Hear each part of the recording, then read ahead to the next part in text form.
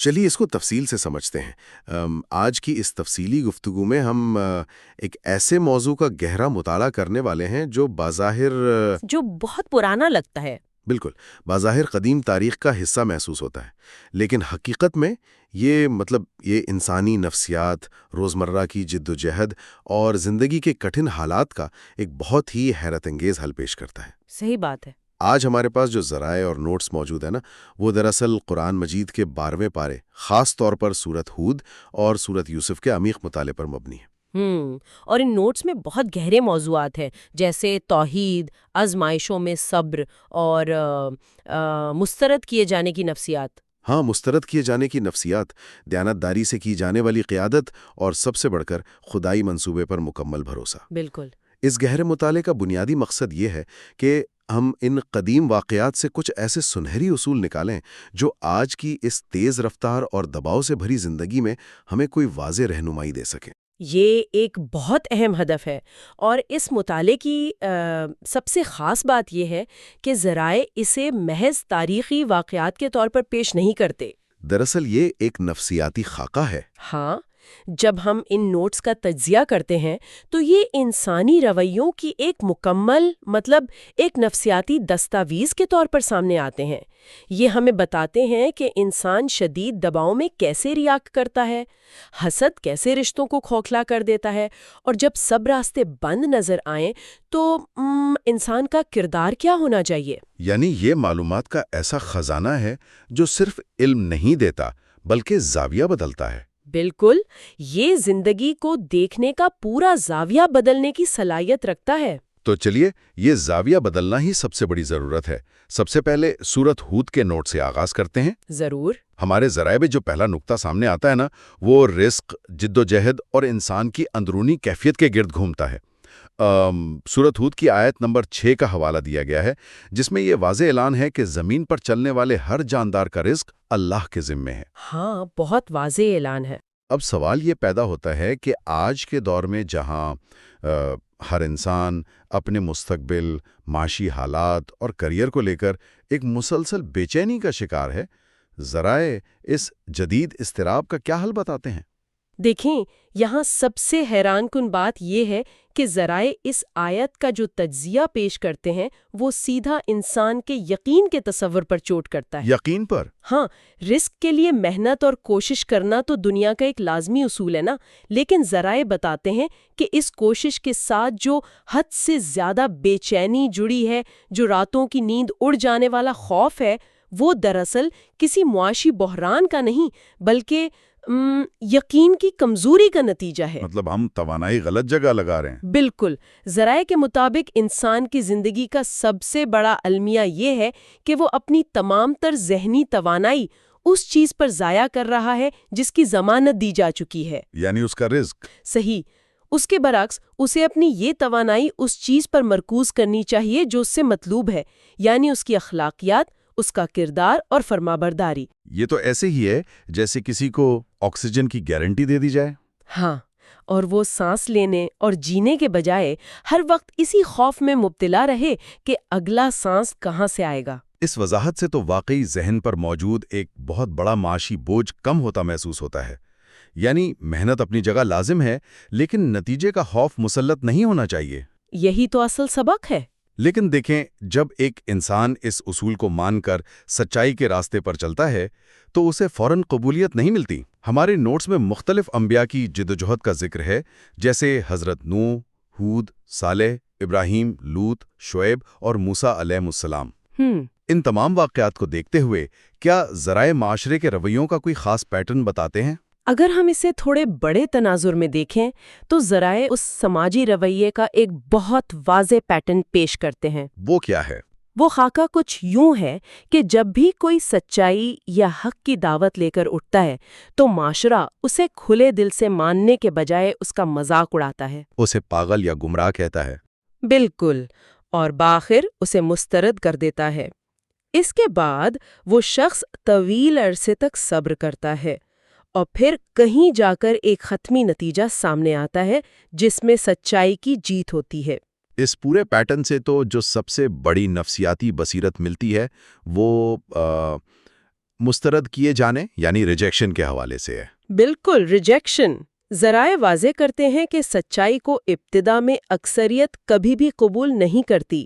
اس لیے اگر کوئی انسان سچ کے راستے پر ہے اور لوگ اسے مسترد کر رہے ہیں تو یہ اس کی ناکامی کی دلیل نہیں ہے۔ مسترد ہونا سچائی کے راستے کا حصہ ہے۔ ہاں، یہ ایک فطری اور لازمی حصہ ہے۔ اس کا مطلب یہ ہوا کہ سچائی کے راستے پر ریجیکشن کو ناکامی سمجھنے کے بجائے اسے ایک معمول کی بات سمجھنا چاہیے۔ بالکل نارمل بات۔ لیکن اس راستے پر مسلسل ڈٹے رہنا کتنا مشکل ہے، اس کا اندازہ سورت ہود کی آیت 112 کے تجزیے سے ہوتا ہے۔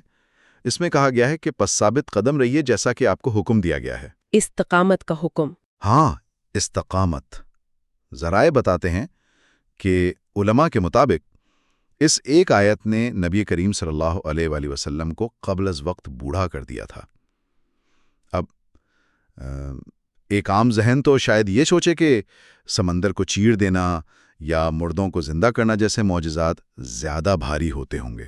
صحیح۔ تو پھر اس ایک لفظ استقامت میں ایسا کیا بوجھ پوشیدہ ہے؟ اس بات نے واقعی ایک بہت گہرا سوال کھڑا کر دیا ہے، اور ذرائع اس کی جو نفسیاتی وجہ بیان کرتے ہیں وہ ہماری روزمرہ کی زندگی سے جڑی ہے۔ دیکھیں، وقتی طور پر کسی نیک کام کے لیے جوش میں آنا کوئی مشکل کام نہیں ہے۔ ایک دن کے لیے ہیرو بن جانا ہے۔ ہاں، ایک دن کے لیے ہیرو بن جانا یا کسی ایک موقع پر کوئی بڑا کارنامہ کر دینا آسان ہے، لیکن مسلسل ہر روز صبح اٹھ کر بغیر کسی وقفے کے ثابت قدم رہنا یہ بہت کٹھن ہے۔ اخلاقیات پر سمجھوتا نہ کرنا۔ بالکل، اس وقت بھی جب سارا معاشرہ کرپشن کر رہا ہو، جذبات کے شدید اتار چڑھاؤ کے باوجود سیدھے راستے پر چلتے رہنا، یہ کسی بھی عارضی معجزے سے کئی زیادہ مشکل کام ہے۔ مستقل مزاجی عارضی جوش و خروش سے بہت بلند ہے۔ آج کل جسے ہم برن آؤٹ کہتے ہیں، یہ شاید اسی کی وجہ سے ہوتا ہے۔ ہاں، یہی روزمرہ کی خاموش اور مسلسل جد و جہد انسان کو اندر سے تھکا دیتی ہے، لیکن ذرائع بتاتے ہیں کہ یہی استقامت انسان کا اصل کمال اور سب سے بڑی کامیابی ہے۔ یہ نقطہ واقعی سوچنے پر مجبور کرتا ہے کہ اصل امتحان روزمرہ کے چھوٹے اور مسلسل فیصلوں میں ہے، اور اسی تسلسل کے ساتھ اخلاقیات کا ایک اور بہت کڑا معیار بھی بتایا گیا ہے۔ آیت 113 کے حوالے سے؟ درست۔ ہاں، آیت 113 کے حوالے سے بتایا گیا ہے کہ ظالموں کی طرف معمولی سا جذباتی جھکاؤ یا ہمدردی بھی خطرناک ہے۔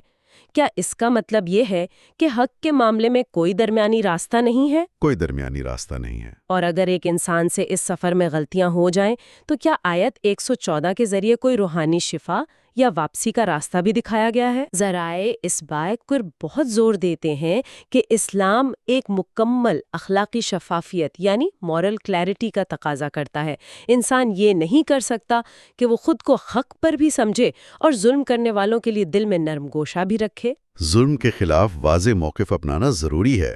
بالکل، لیکن دوسری طرف جہاں تک انسان کی اپنی غلطیوں کا تعلق ہے تو ذرائع بہت خوبصورتی سے بتاتے ہیں کہ اسلام دراصل ایک ریکوری یا بحالی کا دین ہے۔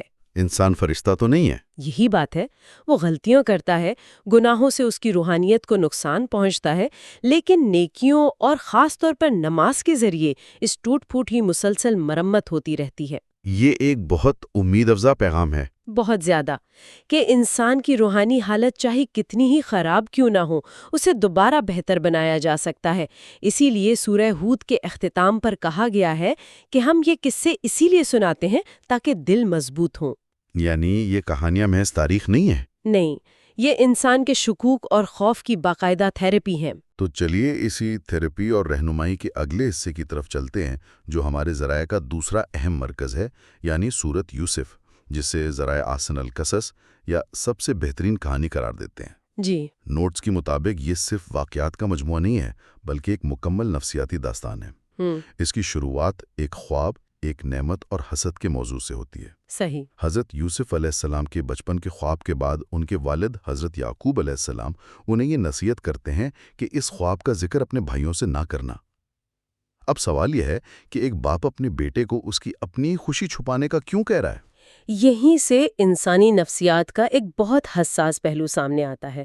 ذرائع اس واقعے سے جو پہلا اصول نکالتے ہیں وہ یہ ہے کہ ہر نعمت اور خوشی کا سرعام اظہار نہیں کرنا چاہیے۔ اگر ہم اسے آج کے دور سے جوڑیں تو سوشل میڈیا کا یاد آتا ہے۔ بالکل، سوشل میڈیا پر اپنی ہر کامیابی اور خوشی کی نمائش کرنا دراصل اسی حسد کو دعوت دینا ہے جس کا ذکر اس کہانی میں ہے۔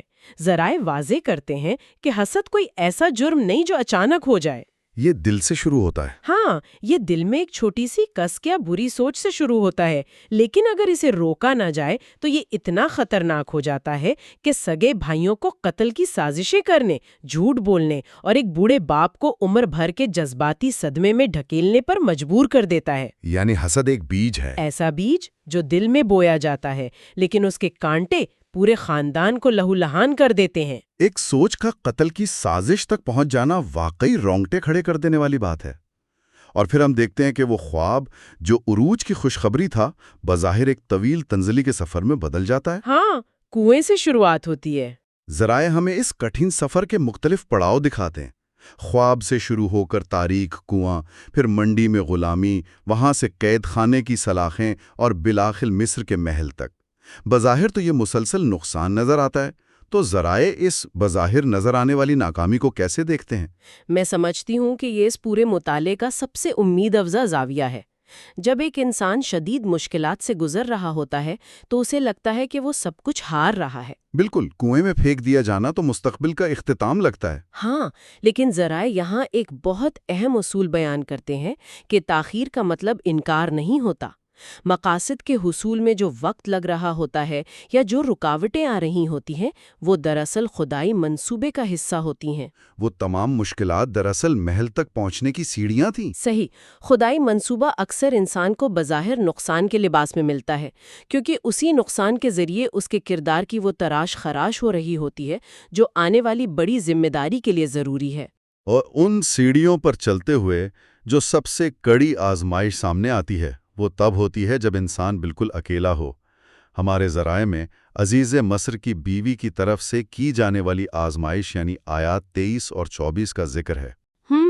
یہ بہت اہم موڑ ہے۔ جب تمام دروازے بند تھے، گناہ کا موقع مکمل طور پر موجود تھا، تب حضرت یوسف کا یہ کہنا کہ معاذ اللہ، یہ انسان کے کردار کے بارے میں کیا ثابت کرتا ہے؟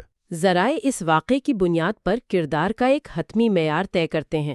انسان کی حقیقی طاقت وہ نہیں ہے جو وہ لوگوں کے سامنے دکھاتا ہے، کیونکہ وہاں تو سماجی دباؤ بھی ہوتا ہے۔ بالکل، اصل طاقت اور اصل کردار وہ ہے جب انسان بالکل تنہا ہو، اسے کوئی نہ دیکھ رہا ہو، اسے برائی کی دعوت دی جا رہی ہو اور اسے معلوم ہو کہ کوئی اسے نہیں پکڑے گا اور وہ تب بھی اپنے اصولوں پر کھڑا رہے، برائی سے بچ جائے۔ ہاں، چھپے ہوئے گناہ اور تنہائی کے اعمال انسان کے اصل کردار کا تعین کرتے ہیں۔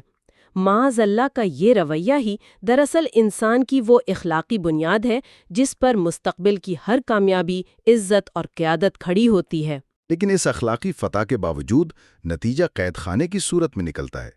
کیا ذرائع اس قید کو ایک غیر منصفانہ سزا یا ضائع شدہ وقت کے طور پر دیکھتے ہیں؟ بظاہر تو یہ ایک اور ناکامی تھی نا، لیکن ذرائع بتاتے ہیں کہ قید خانے کا وہ وقت ہرگز ضائع نہیں ہوا تھا۔ انسان مشکل میں مایوس ہو جاتا ہے اکثر۔ ہاں، لیکن وہاں بھی دعوت و تبلیغ کا کام جاری رہا، قیدیوں کے خوابوں کی تعبیر بتائی گئی اور مسائل سنے گئے۔ سب سے بڑھ کر یہ کہ اس اندھیری کوٹری میں بھی دیانتداری کی بنیاد پر ایک ایسی مضبوط ساخت یا ریپوٹیشن بنائی گئی جو وقت آنے پر پورے ملک کے کام آئی۔ یعنی برے حالات ختم کرنے کے لیے نہیں آتے، وہ دراصل مستقبل کی تیاری کا ایک نیا پلیٹ فارم بن سکتے ہیں، بشرطے کہ انسان اپنا کردار نہ چھوڑے۔ یہ واقعی ایک زبردست عملی سبق ہے کہ بدترین حالات میں بھی اپنا بہترین دیا جائے، اور پھر اسی تیاری اور ساخت میں انہیں قیادت کے اعلیٰ مقام تک پہنچایا۔ بالکل۔ ذرائع کے مطابق جب حضرت یوسف کو بادشاہ کی طرف سے اقتدار کی پیشکش ہوئی تو انہوں نے یہ نہیں کہا کہ میں نیک ہوں اس لیے مجھے خزانوں کا مختار بنا دیا جائے، بلکہ انہوں نے اپنی صلاحیتوں کا ذکر کیا۔ انہوں نے فرمایا کہ مجھے مقرر کر دیجئے کیونکہ میں حفاظت کرنے والا اور علم رکھنے والا ہوں۔ اس سے قیادت کا ایک نیا معیار ملتا ہے۔ کیا واقعی؟ ہاں، یہ ذرائع کی طرف سے لیڈرشپ کا بہت اہم سبق ہے۔ کسی بھی بڑے عہدے کے لیے صرف ایک نیک یا اچھا انسان ہونا کافی نہیں ہے، نیکی ذاتی صفات میں آتی ہے، لیکن جب آپ ایک نظام چلانے کی بات کرتے ہیں تو متعلقہ علم، مہارت اور اس نظام کی حفاظت کرنے کی صلاحیت بھی اتنی ہی لازمی ہے۔ علم اور دیانتداری کا یہ امتزاج ہی کامیاب قیادت کی ضمانت ہے۔ اور اس قیادت کا اصل امتحان تو اس وقت شروع ہوتا ہے جب انہیں مکمل اختیار مل جاتا ہے۔ اقتدار کی مسند پر بیٹھے ہوئے ان کے سامنے وہ بھائی مجرموں کی طرح سر جھکائے کھڑے ہیں جنہوں نے انہیں کنویں میں پھینکا تھا، جن کے پاس بدلہ لینے کی مکمل طاقت تھی۔ کہ آج تم پر کوئی ملامت نہیں۔ اس فیصلے کو کیسے دیکھا جانا چاہیے؟ ذرائع اسے حقیقی قائدانہ طاقت اور پیغمبرانہ لیڈرشپ کی سب سے بڑی مثال قرار دیتے ہیں۔ عام طور پر انسان سمجھتا ہے کہ بدلہ لینے میں طاقت ہے، لیکن نفسیاتی حقیقت یہ ہے کہ انتقام کا جذبہ انسان کو اندر سے چھوٹا کر دیتا ہے، وہ اسے ماضی کا قیدی بنا دیتا ہے۔ درگزر کرنے سے انسان بڑا ہوتا ہے۔ بالکل، جب آپ مکمل اختیار کے باوجود معاف کر دیتے ہیں تو یہ عمل آپ کو حالات سے بہت بڑا کر دیتا ہے۔ یہ کمزوری نہیں، طاقت کی سب سے اعلیٰ شکل ہے۔ اس طاقت اور عروج کے بعد کہانی اپنی حتمی منزل کی طرف بڑھتی ہے۔ ہم دیکھتے ہیں کہ خاندانی ملاپ کے اس عروج پر حضرت یوسف جو آخری دعا کرتے ہیں وہ عام دنیاوی بادشاہوں کی دعاؤں سے بالکل مختلف ہے۔ آیت 101 میں وہ کہتے ہیں کہ مجھے اسلام کی حالت میں موت دے۔ ایک طرف آج کے انسان کا یہ جنون ہے کہ اس کی لیگسی قائم رہے، اور دوسری طرف یہ اختتام۔ ذرائع اس فرق کو کیسے واضح کرتے ہیں؟ یہ اس پوری داستان کا وہ مقام ہے جو انسان کی سوچ کے دھارے کو بدل دیتا ہے۔ ایک عام انسان کا مقصد شاید یہ ہوتا کہ اس کی بادشاہت قائم رہے، لوگ اسے یاد رکھیں، لیکن ذرائع نشاندہی کرتے ہیں کہ ان کے نزدیک زندگی کا اصل ہدف دنیاوی کامیابی یا تخت نہیں تھا، بلکہ ایمان پر خاتمہ تھا، جسے حسن الخاتمہ کہا جاتا ہے۔ دنیاوی عروج تو عارضی ہے۔ بالکل، ایک نہ ایک دن ختم ہو جائے گا۔ اصل چیز یہ ہے کہ انسان اس دنیا سے رخصت کس حالت میں ہو رہا ہے۔ انسان کا کردار ہمیشہ اس کے عہدے سے بڑا ہونا چاہیے۔ تو چلیے ان تمام گہری باتوں کو سمیٹنے کی کوشش کرتے ہیں۔ ہم نے ان نوٹ سے جو کچھ سیکھا ہے وہ یقیناً کسی بھی انسان کی زندگی کا رخ موڑنے کی طاقت رکھتا ہے۔ صحیح بات ہے۔ ہم نے دیکھا کہ رزق کی ضمانت دی جا چکی ہے، اس لیے بیجا پریشانی کے بجائے محنت پر دھیان دینا چاہیے۔ چھپے ہوئے گناہوں اور تنہائی کے اعمال ہماری اصل حقیقت ظاہر کرتے ہیں، اور سب سے بڑھ کر اللہ کا منصوبہ ہمیشہ بہترین ہوتا ہے۔ وہ ان کی حفاظت خود کرتا ہے جو مشکل وقت میں اپنی اخلاقیات کی حفاظت کرتے ہیں۔ سوشل میڈیا پر ہر شخص دوسروں کو دیکھ کر دباؤ کا شکار ہے۔ ان اسباق کو جاننا بہت اہم ہے۔ یہ معلومات کی بھیڑ میں ایک گہرا ذہنی سکون دیتے ہیں۔ یہ ہمیں سکھاتے ہیں کہ جب ارادے نیک ہوں اور کردار مضبوط ہو تو ناکامیاں اور رکاوٹیں ہمیں شکست نہیں دے سکتیں۔ دیانتداری اور صبر ہی سب سے بڑی طاقتیں ہیں۔ بالکل۔ یہ واقعی اس گفتگو کا ایک شاندار نچوڑ تھا۔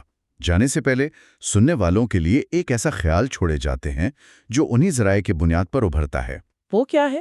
ذرا غور کیا جائے کہ حضرت یوسف علیہ السلام کے کنویں کا اندھیرا اور قید خانے کی تنہائی دونوں ہی بظاہر آزادی چھن جانے کی علامتیں تھیں، لیکن کیا یہ ممکن ہے کہ انسان کی زندگی میں آنے والی وہ رکاوٹیں جو اسے ایسا محسوس کراتی ہیں کہ وہ ایک کنویں میں پھنس گیا ہے، دراصل اسے ان صلاحیتوں سے لیس کر رہی ہوتی ہیں جو مستقبل کے کسی محل کا نظام سنبھالنے کے لیے ناگزیر ہیں؟ بہت گہری بات ہے۔ شاید ہماری زندگی کا ہر وہ لمحہ جو ہمیں قید یا محدود محسوس ہوتا ہے، وہ ہمیں گرانے کے لیے نہیں بلکہ ہمارے اندر اس کردار کو تراشنے کے لیے آتا ہے جس کے بغیر حقیقی کامیابی ممکن ہی نہیں۔ آج کے اس تفصیلی گفتگو میں بس اتنا ہی۔